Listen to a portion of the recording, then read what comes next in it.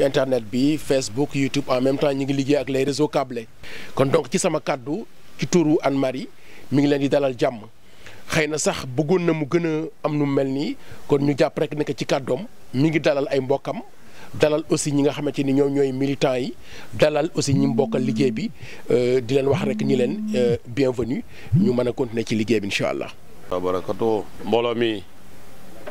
ñu ngi nuyu ñëpp di boole nuyoo bi di leen sant itam parce que li ñu fekk dal na xel boo ne jàkk xool ñii nga xam ne ay kilifa rek ñoo fi toog ñoo xam ne ñii boo wootee ñu wuy si la wax dëgg yàlla war ngaa sant donc ñu ngi remercier ñi nga xam ne ñoo yore directoire bu centre de vote bu Badara Sarr ak CALD muy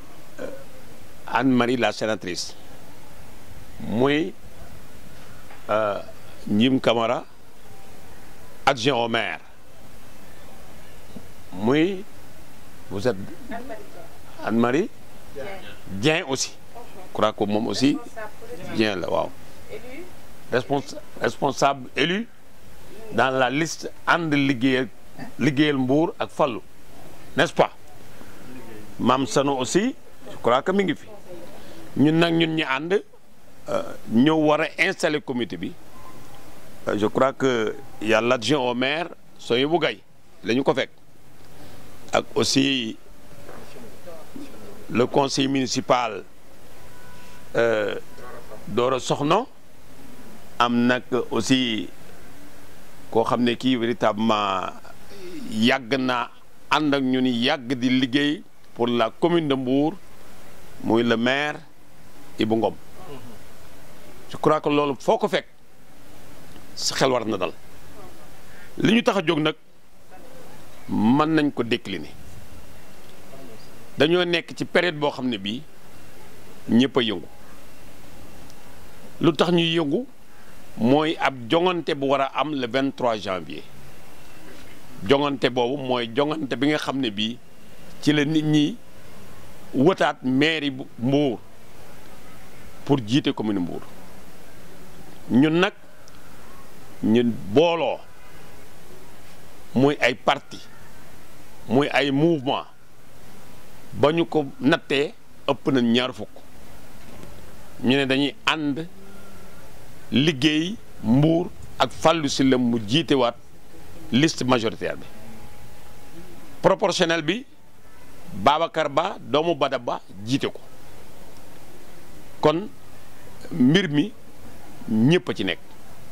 ndax koñi Mbour yëpp koñ boo ci dugg rek am na ko fa ne kon defe naa ne loolu pour ñun loo xam ne mën na cee jàpp la ndax am na liste yoo xam ne boo leen xoolee xam ne liste benn koñ rek la bu fekkee ne majoritaire ba mi ngi dëkk ci koñ bi proportionnel bi dëkk ci koñ bi ñooñu defe naa seen liste benn koñ rek lañ nekk bokkuñu ak suñu liste bii nag nga xam ne koñ bu ne am na kuñ fa investir am na ñoo xam ne ñii bu ëllëgee ñooy taxaw di yor kàddu koñ ba di liggéey ca mairie ba loolu moo tax a jóg bëgg nag nit ñi daal jàpp ci parce que affaire bi nag bii yoon mënta yomb xañ na bu daa yomb sax bii mooy gën a jafe yëpp ndax bii ñi bëgg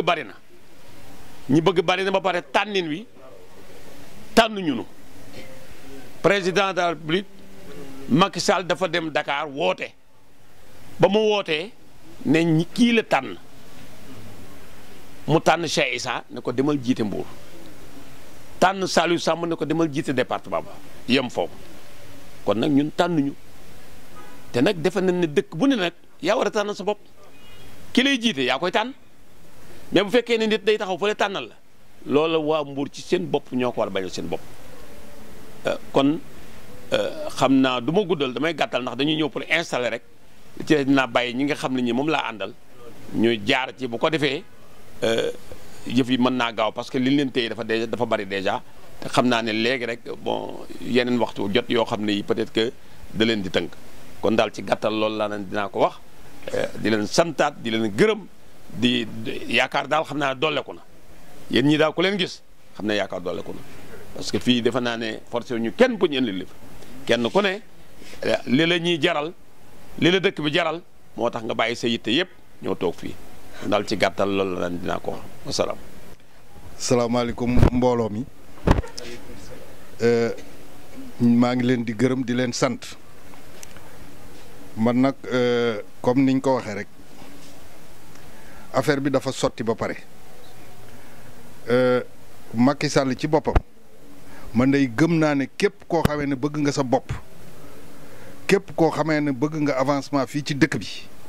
lépp lu mu jiite dootoo ci ànd jiite boobu nag ni mu ko defee mooy ba ñu demee Dakar wax li muy wax dane Mbuur dey kenn jàngu fa kenn tekkiwu fa kenn amu fa kenn xamu fa man maa leen di tànnal nit parce que dane maire yi nekkoon Sénégal yëpp nañu continuer ba mu des Fallou loolu lañ bind carrément loolu lañ wax ba mu des Fallou ñun nag ñu ne ba mu des Fallou bi il faut que ñu xam dem ba mu des Fallou bi lan la ndax Fallou dafa am lu mu ko yàqalam déet pourtant ba muy Fallou la jëloon def ko ci kanam mu jiite coalition Benno Bokk Yaakaar ba mu gañe ba ñuy def ay député tim Fallou la jiital ci kanam donc bu dara desul lu dul kanay jiite Mbuur mu seppi ko sànni waa Mbuur ñoo war a am fayda takku seet nan la ñuy def ak moom man li ma gëm lu leer nañ la fu ñu daje ma wax ko mooy manoo ñoo beddi sànni suba nga soxlawaat ñu ñuy nduulami di ca bokki manu la nekk lii ab coalition la PS moom mujjee jël xaalis parce que dañ ñu bett ba bu fekkoon ne PS yorul woon xaalis bu mu dugal 15 millions tey duñ taxaw fii di wax mais ba ñu fippoo PS jël 15 millions dugal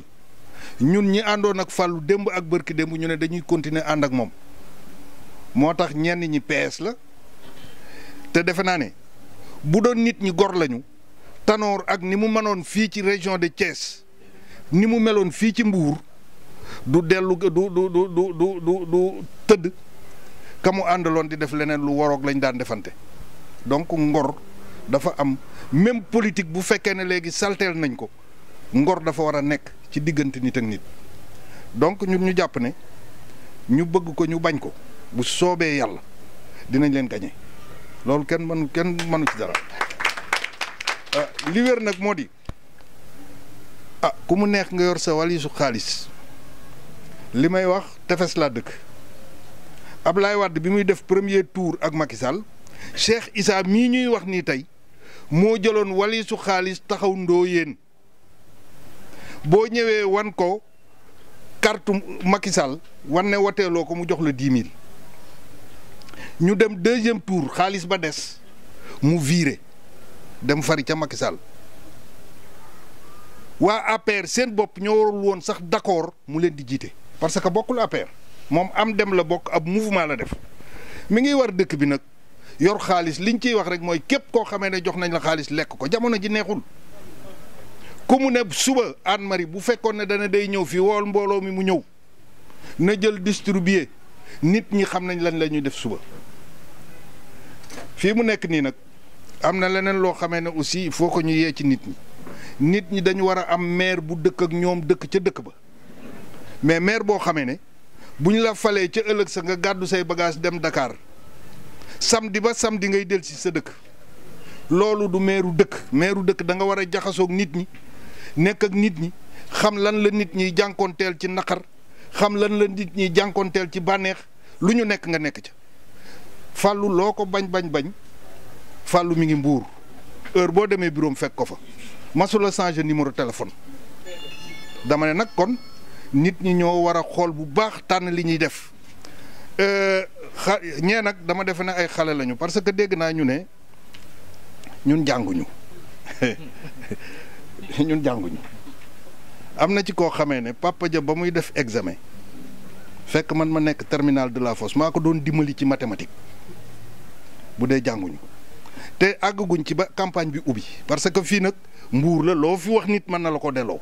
tefes laa dëkk fa laa juddoo coose gii laa dëkk sama kër a nga fa yow xam nga li ma lay wax dem dëkki tefes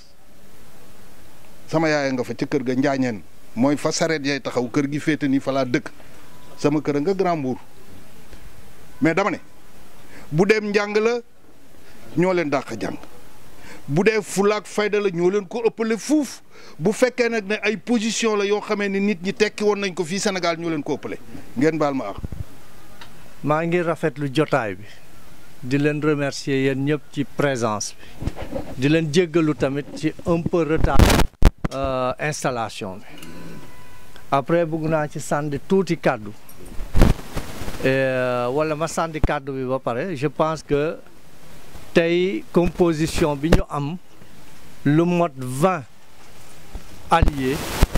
yu taxaw ne ñoo lànk kenn duñu tàddal suñu maire au niveau de Mbour je pense que loolu mun nañ ko vulgariser ñëpp jot ci te dëkk bi dafa métti métti boo xam ne grand bi wax na ko sànq ni dëkk bi bopp fas ci bulletin bu yóbboo ñu teg ko ci suuf jël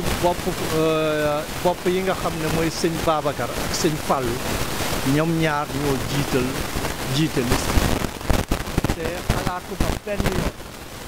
kenn jël bulletin wu sëñ Babacar ak sëñ Fallou di ko dugal ci poubelle donc loolu dafay bokk ci suñuy argument am nañu yeneen argument yu gën a fës yi nga xam ne moo ñuy permettre tey ñu taxaw ne duñu ànd ak Benno Bokk Yaakaar pour développer Mbour c'est que ñun dañu liggéey ci mandat bi nit nag mënul matale lépp yàlla rek a mën a matale lépp mais tous les ans mandat bi nga xam ne moom nañu génn dañu réaliser ba xam ne Mbour réaliser beneen point mooy dañ ko war a wax ñenn ñi di jóg di naan ñun liggéeyuñu alors que instance suprême bi nga xam ne mooy Cour des comptes tey nee na Mbour parmi les 123 téeméeri communes ak ñaar fukk ak ñett Mbour moo jël deuxième après Fatick loolu da ngeen ko war a tàccu nag dañuy waxante dëgg rek donc argument yooyu ak yeneen dinañ ci suñ ci tollee yooyu yëpp di ngeen ko jot war na tax kenn ku nekk nga jël sa bulletin nga votel ko coalition bi nga xam ne mooy coalition parti socialiste ñu continuer liggéey bi Mbour jëm kanam incha allah. tuuti ma meeting de ah maa ngi ñëw nag ci composition li nga xam ne mooy comité bi bureau comité bi donc dañ ne dafay am un coordinateur ensuite mu am vice coordinateur secrétaire général adjoint comité chargé organisation ak adjoint am comité chargé mobilisation ak adjoint am comité chargé communication ak adjoint am comité chargé des élections ak adjoint am comité chargé des jeunes ak adjoint am comité chargé des femmes ak adjoint comité chargé des sages ak adjoint trésorier général ak trésorier général adjoint ensuite mu am mandataire bi mun naa nekk le coordinateur ou bien ñu tànn keneen ki nga xam ne mooy jouer rôle lu mandataire bu nekk rek suñ koy installé xëy na en même temps ñu firi ko wax lan mooy liggéeyam ñu tënk ko ci tënk bu gaaw rek comme ça installation bi mun a gaaw ku nekk jëlee ci tamit xam-xam balaa moo génn fii incha allah donc deux types d'installation ou bien ñu ne poste bi teg nañ ko ci géew gi diw ne man bëgg naa diw ne man bëgg naa ñu woo leen ñu waxtaan kii jël keneen ki jël leneen ñu avancé ou bien yéen xam ngeen koñ bi nu ngeen organisé woo xam ngeen ñi ngeen war a élire xam ngeen ñan ñoo yor compétence yi ñun de lu ñu gënal mais ñun waruñu influencer comité électoral communal nañu duñu influencer fii dara lu fi war a dox par contre luy gën mooy képp ku ñu choisir jox la ab poste nga mën a assumer responsabilité yooyu dox ko ba loolu yóbbuñu ci ndam incha allah. Doro merci foog naa wax ji leer na xëj na rek nga may tuuti rek moo am ñoo xam ne il faut que ma saluer seen présence parce que aussi suñuy dëkkandoo lañ ñii suñuy waajur lañ ñii suñuy soxna lañ ñii suñuy xarit lañ maa ngi nuyu suñu yaay mi ngi fi suñu soxna aussi mi ngi fi ak suñuy yumpaañ ak suñu nijaay di rafetlu seen teewaay ak suñu xaritu yaay yi nga xam ne vraiment ay mag lañ mais lépp luñ dugg it ñu jóg donc ñu ngi leen di sargal bu baax di nuyu aussi suñu rakk la suñu sëriñ la Chérif Assane Aïdara sëriñ Sidi Aïdara moom it vraiment ñi ngi rafetlu sa teewaay di nuyu ñi fi nekk ñëpp xëj na bu ñu limee rek dañuy jub mais di nuyu ñi fi nekk ñëpp suñu rakk aussi Lamine mi ngi fi ak ñoom Charles et tous les parents yi nga xam ne ñi ngi fi parce que comme li ñu koy waxee rek élection locale moom élection de proximité la mbokk la ak xarit parce que li tax a jóg nit ñi yëpp mooy ku si nekk rek am vision boo xam ni bu nga ko développer pour suñu dëkk bi nga xam ne ñun ñëpp ñoo ko bokk mu jëm kanam donc voilà léegi par rapport ak poste yi nga xam ne moom la ñuy pourvoir yaakaar naa fii amul benn poste boo xam ne dinañ ko fi xëccoo dafa am rek ay propositions yi ñu bëggoon def parce que li ñu naan looy def ba sa rakk wala sa doom mun la koo defal da ngay bàyyi mu defal la ko donc ñun si fii ñu dëkk si circonscription bi ñu nekk si élu yi Anne-Marie mii moo si suñu doyenne di suñu mag donc bu ñu sañoon dañ koy cërale mu nekk la coordonnatrice du mouvement ma bëggoon loolu bu si nit ñi àndee vraiment ñu voilà. Donc Anne-Marie John, coordinatrice.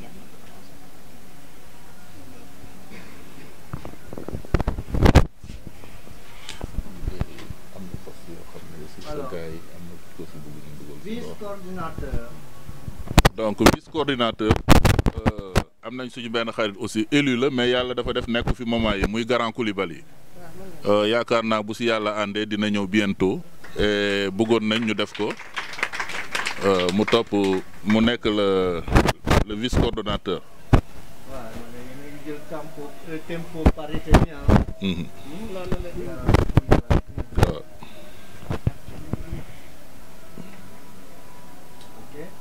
Ensuite, on a secrétaire général.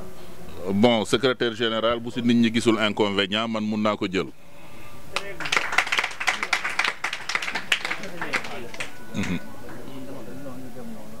Secrétaire général Ibrahima Kamara. Vice-secrétaire général adjoint quoi. Donc voilà. Loolu c'était des postes consensuels yoo xam ni comme que ñun ay élus lañ te yàlla def na xëj na ñoo jiite affaire yi ñu moo taxoon ñu waxtaane ko bu ko cërale noonu mais ça veut pas dire que aussi que mbir mi ñun ñoo ko moom poste bu si nekk rek am na doublon ñoo xam ni vraiment comme li ma doon wax rek loo mën ba sa rakk mënal la ko da ngay bàyyi mu defal la ko donc bu ñu sañoon aussi bu amee si ndaw yi fi nekk benn jeune boo xam ne mun na yor le rôle de secrétaire général bu fi nekkee mu proposé wu ñu jël ko. moom mooy adjoint. secrétaire général adjoint waaye. day mën a lire mën a bind. mën a def. Grand Coulibaly. secrétaire général. monsieur le maire Ibrahima Kamara. secrétaire général adjoint. Monsieur Charles Tine, comité chargé de l'organisation, Ndey Ndaw, première adjointe, Numbe Ndaw, deuxième adjoint, Modou Mbaye, troisième adjoint, Mbaye John, quatrième adjointe, Fatou Ndoye. Comité chargé de la mobilisation, Mariam Fall. Premier adjoint, Abdou Faye. Deuxième adjoint, Ousmane Faye. Troisième adjointe, Fanta Sek. Comité chargé de la communication, Monsieur Lamine Kamara. Adjoint, Babacar Ndoye. Comité chargé des élections, Khadim Niang, Monsieur Khadim Niang. Adjoint, Monsieur Bounama Sonko. Comité chargé des jeunes, Monsieur Mansour Savali. Premier adjoint, Khadim Ley. Deuxième adjointe, Fatou Ndiaye. Comité chargé des femmes, s'il vous plaît. Comité chargé des femmes, Djenaba Yal. Adjointe, Fatma Djamé. Comité chargé des sages, Chérif Sidi Aïdara. Premier adjoint, Monsieur le maire Ibou Ngom. Deuxième adjoint, Mam Bala Ngom. Troisième adjoint, Aïda John. Quatrième adjoint, Monsieur André Senghor. Trésorière générale, Madame Fatou Sow. Trésorière adjointe, Ndei Kodou. Trésorière adjointe, Ndei Kodou Ndiaye. Deuxième trésorière adjointe, Sanou Sen.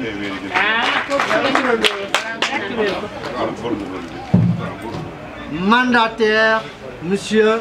Lamine Camara. Programme bi aussi li nga xam ni équipe bi fi nekk loolu la liggéey ak nañu fas yéene wax ak nit ñi loolu aussi il faut ñu waxtaane ko parce que élection du xuloo du xeex parce que ñun ñëpp a dëkk da ngay di dugg ci benn kër ñiy far fii ñiy far fii parce que bu élection yi jeexee aussi ñun ñooy continuer di dëkkaat donc luñ ciy def na doon loo xam ne dañ koy sàmm il faut que message bi mu doon message boo xam ne benn lay dekk ñu rafetal ko mu nekk ay wax yu tegginu loolu aussi dinañ ci waxtaan vraiment merci. muy ay mbokk muy xarit muy dëkkandoo muy ñëpp daal ñëpp maa ngi leen di remercier di yombul vraiment xawoon naa ci kii parce que ak ngelaw li fi newoon tax na ba vraiment nit ñi wàññeeku mais ñu fi nekk vraiment macha allah maa ngi leen di sant di leen gërëm yéen ñëpp vraiment def ngeen lépp. élection nag bu ñu ñibbee tam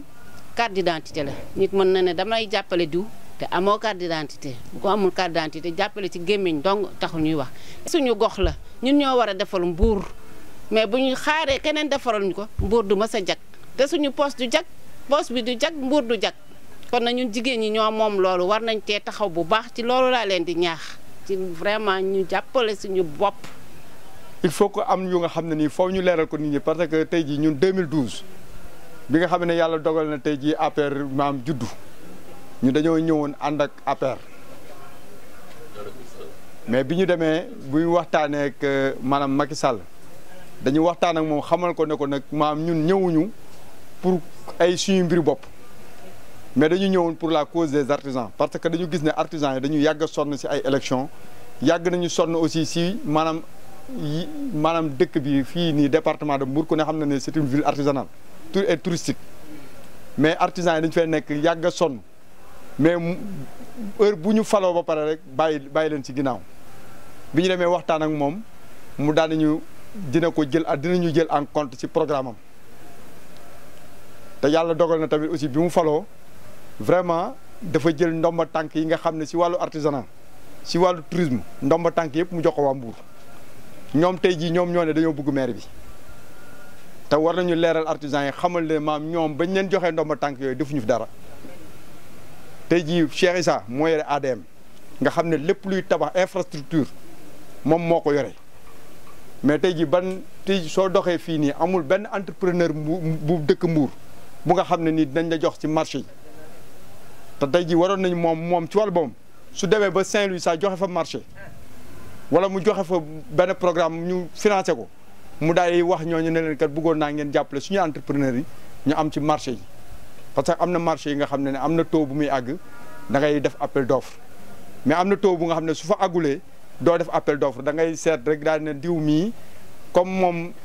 entrepreneur maçon la naa ko jox marché bi moom tamit mu mun ci am dara xam nga non du gré à gré sax kooku am nga ci droit parce que àgguloo ci taux ba mais beneen bi si des mooy que ne ñu jël agence pour la promotion artisanale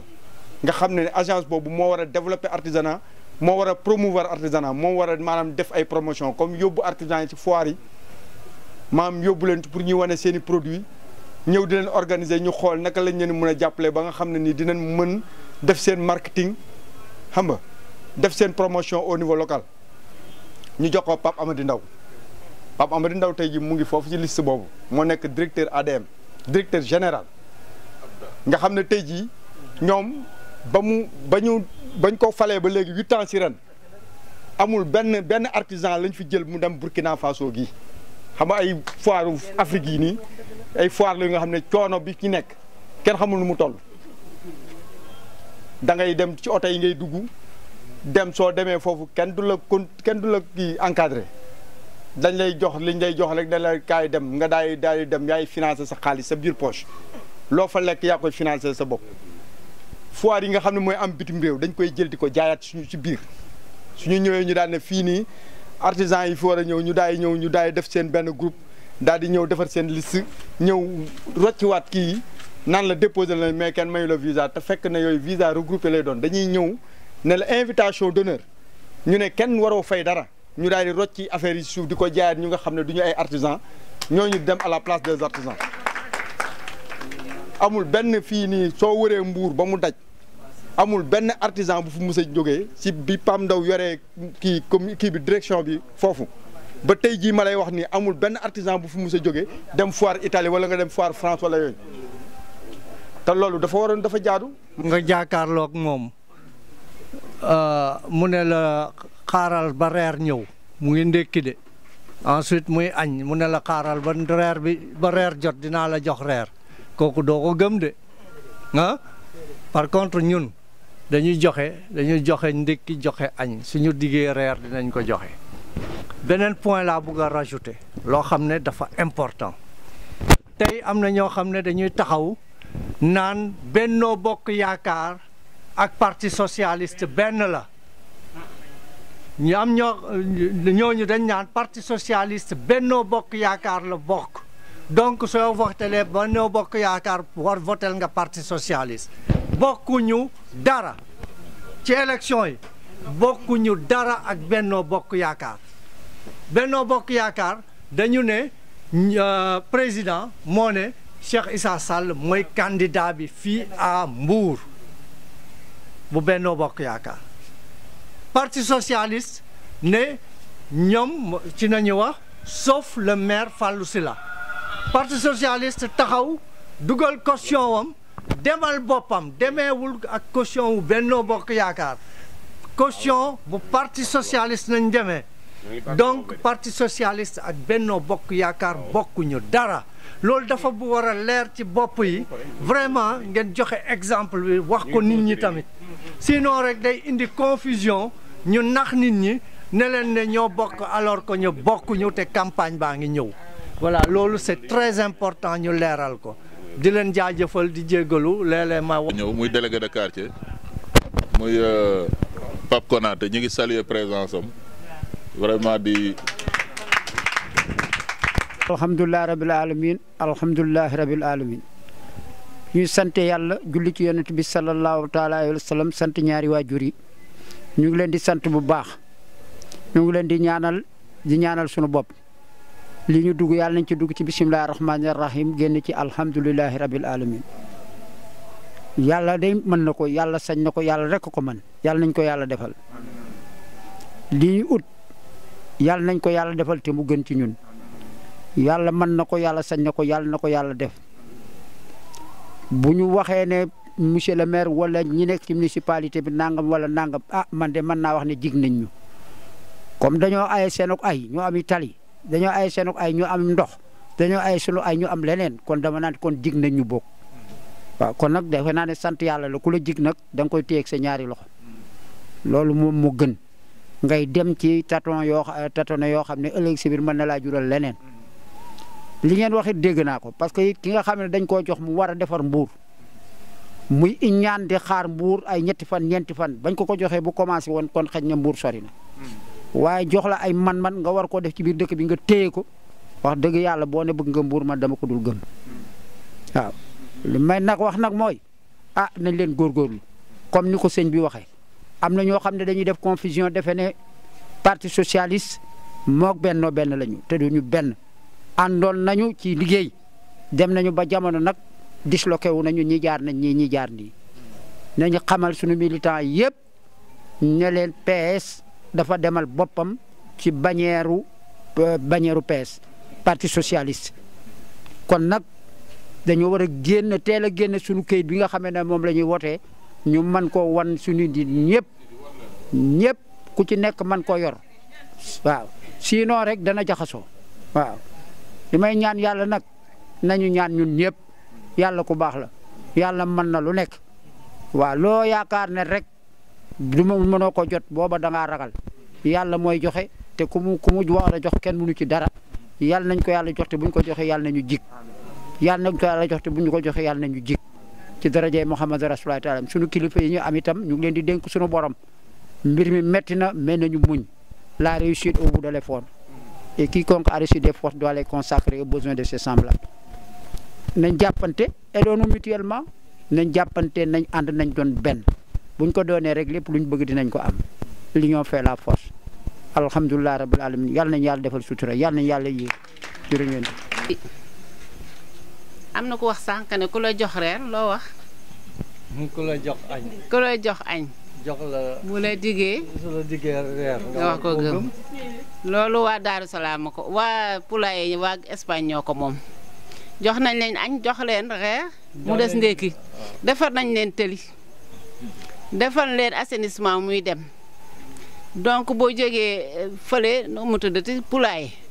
da ngay dugg sa kaar ñëw ba fii bu njëkk sareet ngeen doon dugg di langal di daanu kon nag su ngeen amee loolu mu des ndox rek loolu jarul ñaxtu ndax da day ànd ak ndox day dugg ndox ma courant bi yëpp ay dugg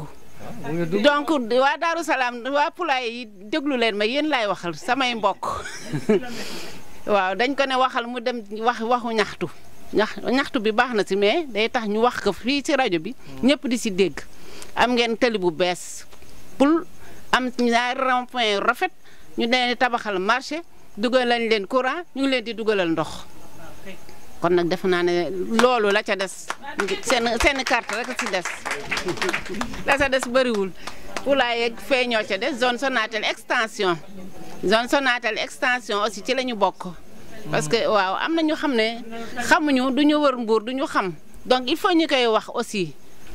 parce que réalisation yi bëri yi nekk en cours ñu ngi en cours mais ñii ñëw itam ñu ngi ci yoon bi loolu yëpp mënuñu koo defandoo ci benn yoon il faut ngeen sànnil ñu carte ñu mun a yeggale suñuy réalisation dañoo leb xaalis bu bëri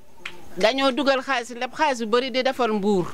donc xaalis boobu ñu leb di defar dëkk bi keneen waru koo jëriñoo ku dul ñun man ci foofu laay wax keneen waruñu ko jël te loolu nag lu ñuy dooleel mooy yéen ñii sànnil ñu ay carte ñu mën a jàll yeggali suñuy def lebaat yeggali dëkk bi yëpp mu mel na panaal loolu la ñuy wax. maa ngi leen nuyu di leen ziar itam di sant yàlla bu baax ci teewaay bi itam di leen santal yàlla bu baax tam ci wuyu si bi ngeen ñu wuyu si wax dëgg yàlla lii mbégte la woote ñu wuyu si la yombul ak ni ko coordinatrice waxee. bésu tey bi ñëpp xam nañ ci ngelaw la ñu xëyee waaye yàlla def na ci sutura ne woon nit ñi pas-pas la ñu am alba ñi nga xamante ni lii dafa nekk ci seen xol dafa nekk ci seen deret même bu doon taw sax daañu ñëw parce que lii rek la ñu gëm kon tam ñu leen ciy santal yàlla bu baax a baax soxna Anne Marie man ne maa lay xamal ne ñun de tiituñu ragaluñu ndax dañ ne séentu asamaan jarul buuxante ndax réalisation yi fi nekk ku si nekk teg nga ci sa bët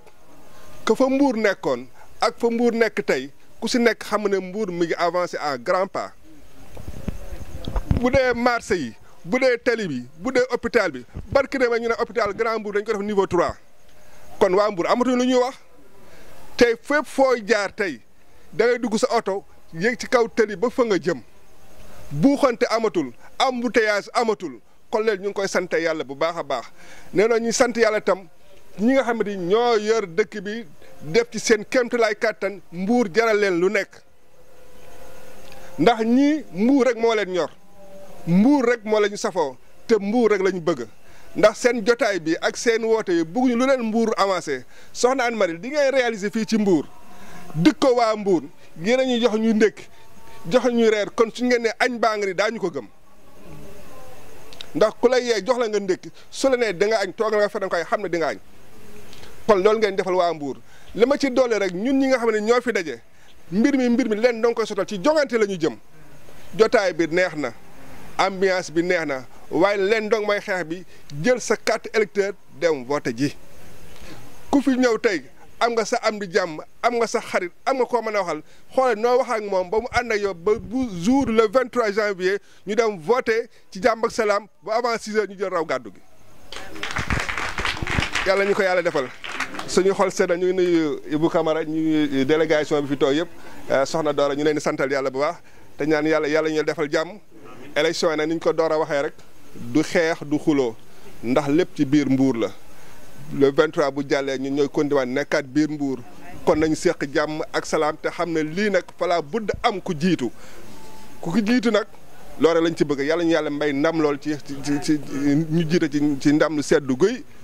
ba la nga xam ne ku si nekk di nga toog sa kër ci jàmm mën a continuer waat sa programme ñu leen di santal yàlla bu baax suñu xol sedd na yàlla may ñu ndam lu seddu guy ci barke Yonent sallallahu alayhi wasallam